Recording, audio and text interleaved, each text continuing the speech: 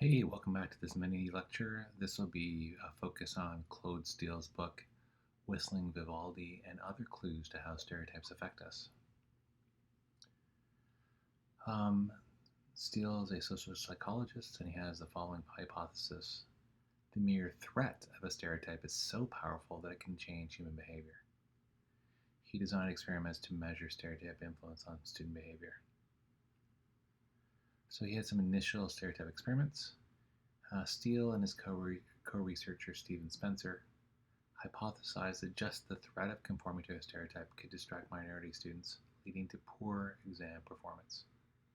For example, he found that when women were instructed to take a math test claiming to measure intellectual capability, so they focused on measuring intellectual capability, that they were told that beforehand, they performed below men. Him and other social psychologists also created further similar types of stereotype experiments. These other social psychologists found similar results where there was a stereotype threat for Asian Americans, Black Americans, the elderly, working class people, and other heavily stereotyped groups. Steele and his students experimented measuring stereotype threats on inner city high school students, and they found that stereotype threats were very impactful for the most motivated, intelligent test takers.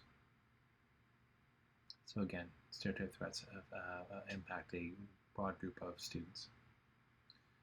Luckily, there are some ways to help curb stereotype threat. Steele details some ways that teachers and policymakers could curb stereotype influence. For example, studies found that minority students often push themselves too hard and are less likely to collaborate with peers. So as a result, if outreach programs help minority students work with one another and accept constructive feedback from professors and mentors, then gifted minority students might not always suffer from over effort. So again, just surfacing these ideas can help. One thing that can help is the idea of self-affirmation theory. First, studies of academic performance in public schools suggest that even a simple 15-minute affirmation exercise, affirming student ability, has a profound positive impact on minority student grades. Members of minority communities can partly overcome the influence of many stereotype threats by focusing on their values and hard work, and consciously accepting that stereotypes, unfortunately, are a part of reality.